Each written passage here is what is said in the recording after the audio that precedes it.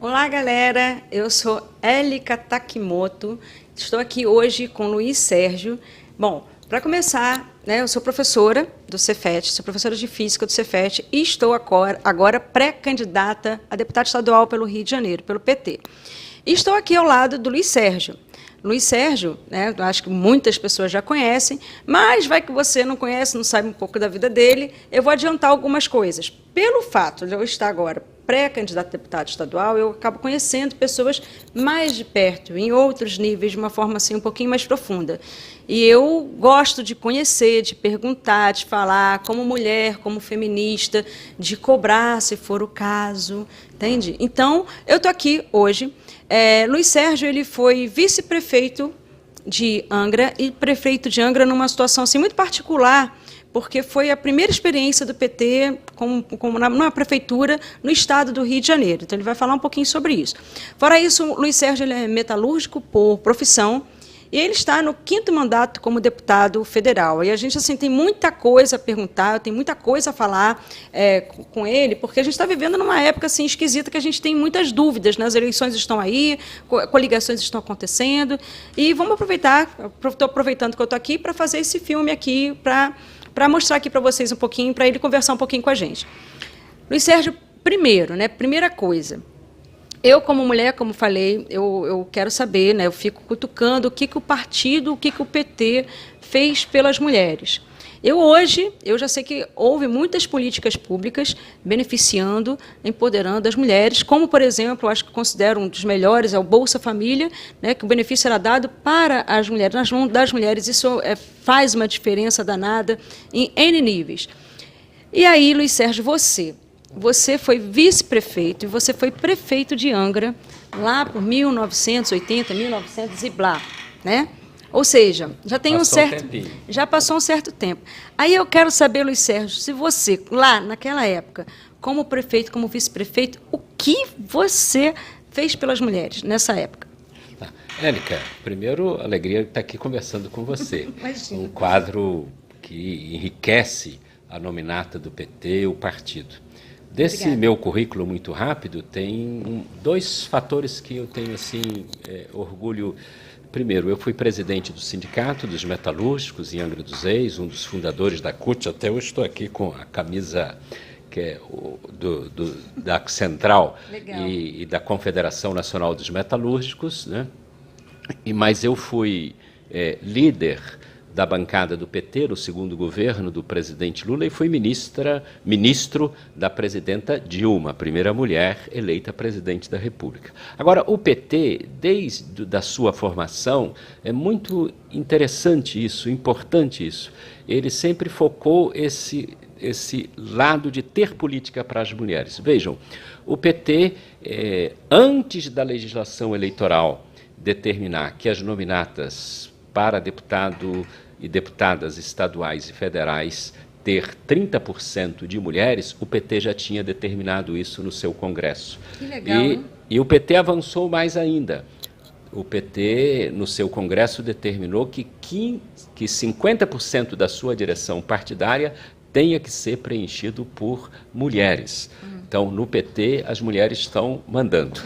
Tanto é que nós tivemos a primeira mulher eleita presidente da República, Dilma, veio pelo PT. E diga-se de passagem, a Dilma foi cassada em grande parte porque o poder, entre aspas, machista que nós temos no Brasil não aceitou ser comandado por uma mulher. Sim, porque ela é de mãos limpas, honesta, tanto é que Minas vai corrigir esse equívoco elegendo a Dilma senadora. Mas vejam, a prefeitura de Angra dos Reis foi a primeira prefeitura do PT a criar uma coordenadoria especial para a política de mulheres. Foi ocupada por uma professora da rede pública municipal, a Andréa Santos, né? E já naquele ano, em decorrência deste debate que ocorreu, por exemplo, o governo do PT fez uma política de habitação popular, algumas casas que foram construídas para as pessoas que viviam em área de risco. Em exigência desta coordenadoria, a casa foi colocada em nome das mulheres e não dos homens. Ah, que legal! Ah, que legal. Isso foi quando? Isso em 1990, 91, neste período, porque foi uma política estabelecida. A casa não ficava em nome dos homens. Deixa eu te interromper rapidinho. Para você ver, né, a gente vai, como eu estou falando, eu vou me encontrando com as pessoas, eu vou conhecendo as pessoas, e muita gente me pergunta, né, por que você não está no PT? Quando você entrar no PT, você vai ver a sujeira do partido. Olha quanta coisa que eu estou descobrindo, né? Olha quanta coisa bacana que eu estou descobrindo. Fico cada vez mais orgulhosa de estar nesse partido. Mas, perdão, continua. Como a entrevista está me deixando até bem à vontade, teve uma outra coisa muito importante, que foi uma das primeiras prefeituras do Brasil a ampliar a licença maternidade por mais 60 dias para a funcionária pública municipal que estivesse amamentando.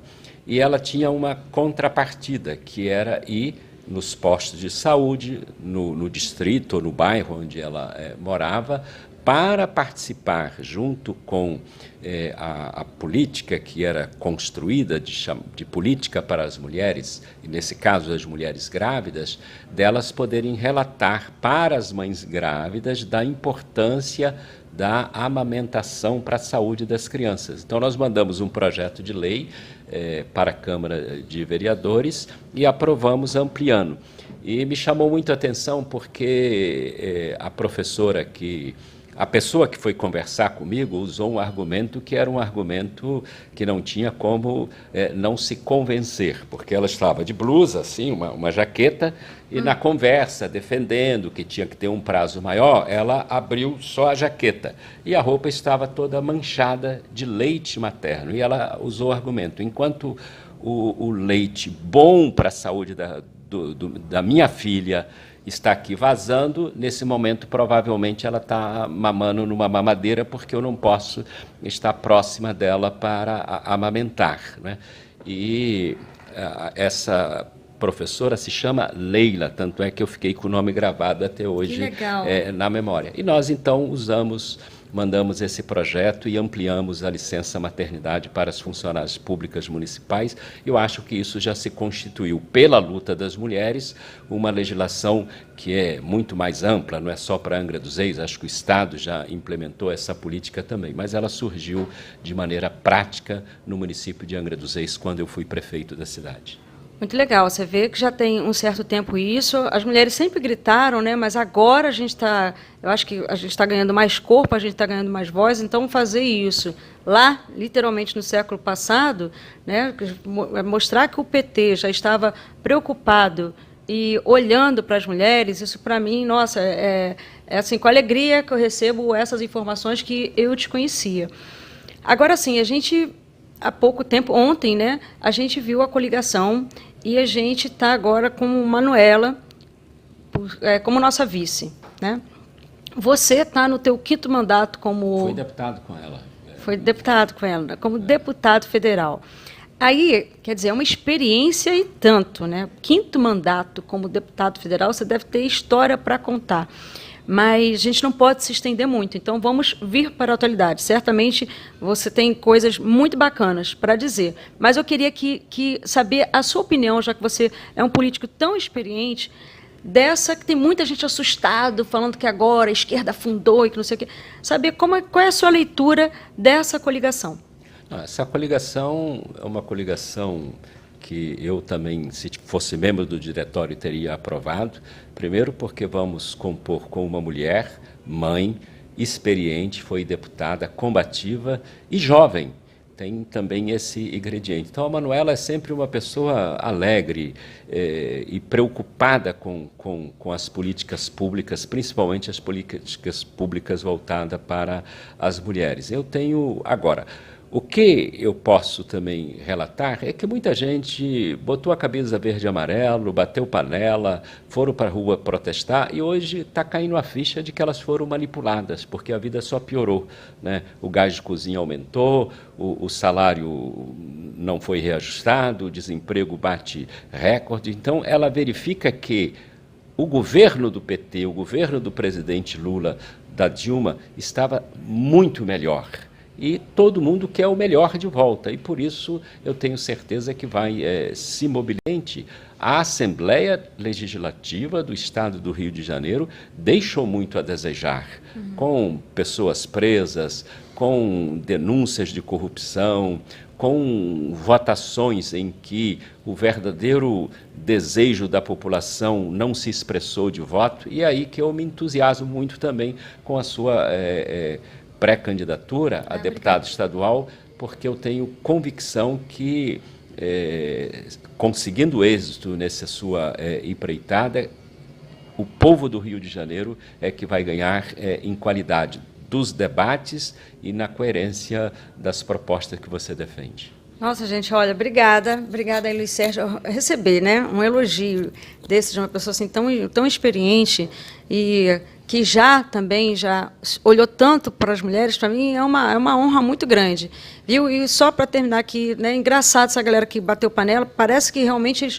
sofreram uma lavagem cerebral da grande mídia. Engraçado, bateu panela para a pedalada fiscal, que muita gente nem sabia explicar o que era, mas para a reforma trabalhista, onde as pessoas perdem os direitos, não bate panela. Isso é uma coisa esquisita para a gente pensar, como é que a pessoa chega nesse nível, né? Vai perdendo direito, é reforma da Previdência, é a reforma do ensino médio, é esse corte que está tendo que a gente viu agora pelo Ministério da Educação, a ciência, as universidades pedindo socorro, né, no Brasil, e a gente não está vendo que, né, o pessoal batendo panela, mas sim, eu percebo também um despertar. As pessoas estão começando a observar que alguma coisa estranha de fato aconteceu, embora a gente tenha avisado desde muito tempo. Então, você também está no 5º mandato e está querendo o 6º mandato. Também, se você está pré-candidato a deputado federal pelo PT também. Eu sou pré-candidato a deputado federal pelo PT. Da bancada federal do PT, o Arlindo tem 6 mandatos, o Fontana comigo temos 5 mandatos. Eu fui ministro da Dilma e fui líder da bancada do PT no governo do presidente Lula. Então, eu tenho convicção de que essa experiência adquirida, eu posso contribuir para o momento que nós estamos vivendo. Primeiro, porque eu acredito que vamos ganhar a eleição para a presidência da República. E ganhando a presidência da República, nós precisamos reconstruir políticas, como a política de conteúdo local, que no Rio de Janeiro, com esta política, nós tínhamos 32 mil metalúrgicos e hoje nós temos algo em torno de 2.200 metalúrgicos, ou seja, 30 mil empregos se evaporaram com uma política que fechou os estaleiros de onde eu sou oriundo. É preciso rever alguns pontos do que eles chamaram de reforma trabalhista, que no fundo é jogar a carteira de trabalho no lixo, carteira de trabalho que já foi orgulho, e continua sendo orgulho do trabalhador quando ele dizia conseguiu um emprego de carteira assinada, e hoje isso se evaporou e se acabou. Nós queremos reconquistar esse orgulho do trabalhador de novo. Então nós vamos ter lutas que serão muito duras no Congresso, como teremos que travar uma luta para impedir que a Eletrobras seja privatizada, porque privatizar a Eletrobras é implementar uma política tarifária que o povo, com esta política no gás de cozinha, nós já temos estatisticamente comprovado que 1.200.000 pessoas voltaram a ter um fogãozinho de lenha no fundo do quintal. Se privatizarem a Eletrobras, nós teremos um contingente maior do que esse de pessoas que vão voltar para a lamparina. Isso é inadmissível. Então, enfrentar isso, reconstruir as políticas sociais, como o Farmácia Popular, que o governo acabou, como o Ciência Sem Fronteiras, que era motivação de estímulo numa escola, porque você é educadora. Quando nós tínhamos uma escola, eu fui em São Fidélis, lá uma professora me disse, na minha escola um aluno conseguiu, pelas suas notas, pelo seu mérito, uma bolsa do Ciências Sem Fronteiras. Aquilo foi algo motivador na escola, porque todas as crianças queriam atingir as suas notas para ter também uma bolsa de estudo, para poder ir para uma grande universidade da Europa ou mesmo dos Estados Unidos, como foi o programa que, infelizmente, acabaram. Então, a nossa tarefa, primeiro, é reacender a esperança no coração das pessoas e depois dizer que nós podemos voltar a ser feliz.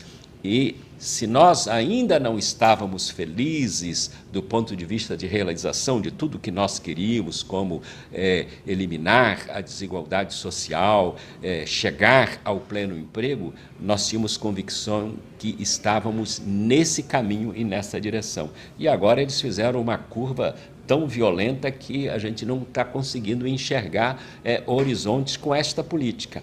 E as candidaturas governamentais são para aprofundar estas políticas que estão levando ao desemprego e à desigualdade social, tanto é que já voltou, o Brasil já voltou para o mapa da fome, doenças que já tinham sido eliminadas, como o sarampo, voltou com tanta força. Então, esse Brasil de desemprego, de sarampo, de uma violência que nos assusta, não é o Brasil que nós queremos. Agora nós vamos construir com a entrada de política de pessoas como você, que no momento mais difícil, em que buscam criminalizar a política, está aí na luta para mostrar que esse é o instrumento que nós temos para construir cidadania e vida melhor para o nosso povo, para a nossa gente. É o melhor instrumento, né? Acho que sem ele a gente não consegue nada. Só reclamar não adianta. A gente tem exatamente que agir.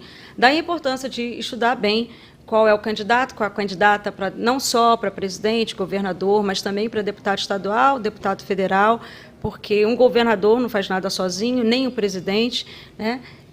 Bom, é isso. A gente fica por aqui. O papo está muito bom. Espero voltar a conversar com você. E terminando aqui falando, mais uma vez, o orgulho que eu tenho de estar nesse partido, ao lado de pessoas como, né, o Luiz Sérgio, deputado federal, e pré-candidato também a deputado federal agora em 2018. Érica, saiba que eu estou torcendo muito por você. Olha só quanta honra. Obrigada, gente. Tchau.